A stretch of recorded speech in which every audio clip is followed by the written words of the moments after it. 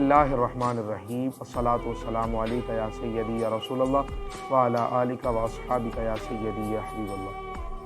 حمد و صلات کے بعد عزت کے لائق میرے سامعین محترم، آج جس موضوع پر میں نے آپ کے سامنے لب کشائی کرنی ہے وہ ہے حکمت و دانائی کی بات۔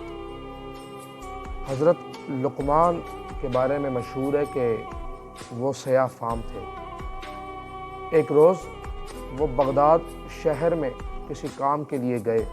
کسی نے انہیں اپنا مفرور غلام سمجھ کر انہیں پکڑ لیا۔ وہ شخص جو تھا نا وہ اپنا مکان تعمیر کروا رہا تھا۔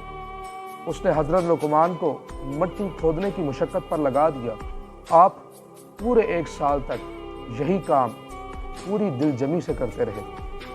پھر 1 برس گزرنے کے بعد اس شخص کا غلام جو تھا وہ اچانک سے واپس آ گیا۔ وہ جو غلام تھا نا وہ حضرت لقمان کو اچھی طرح جانتا تھا۔ اس نے جب آپ کی یہ حالت دیکھی نا تو وہ آپ کے قدموں میں گر گیا۔ جب اس کے آقا کو حضرت لقمان کے مقام و مرتبہ کا پتہ لگا نا تو وہ بھی بہت شرمندہ ہوا اور معافی کا خواستگار ہوا۔ حضرت لقمان نے وہاں فرمایا کہ بھائی جو کچھ ہونا تھا وہ ہو گیا، مگر یہاں میں آپ کو ایک بات بتاؤں، میں گھاٹے میں نہیں رہا۔ اس 1 برس کی مشقت نے مجھے دانائی کی بے حد قیمتی بات سکھا دی ہے۔ وہ بات یہ ہے کہ کسی کو کم درجے کا خیال کر کے اسے مصیبت میں مبتلا نہیں کرنا چاہیے۔ آپ نے فرمایا کہ میرا بھی ایک غلام ہے، میں اسے ہر قسم کی خدمت لیتا ہوں، اور مجھے اب معلوم ہوا ہے کہ اس قسم کے کاموں میں کس قدر تکلیف و اذیت برداشت کرنی پڑتی ہے اور کس قدر روحانی اور جسمانی تکلیف ہوتی ہے۔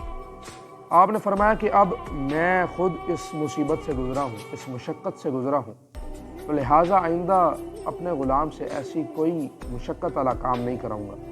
اس حکایت میں شیخ سعدی رحمۃ اللہ علیہ نے خدا ترسی کی اہمیت کی طرف توجہ دلائی ہے۔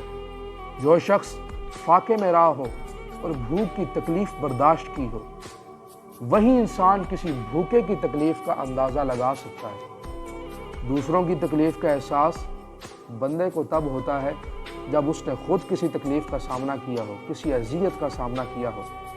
سبق سماعت فرمائیے کہ جب تک انسان خود کسی تکلیف سے گزرتا نہیں ہے نا، تب تک وہ کسی دوسرے کی تکلیف کو سمجھ نہیں سکتا۔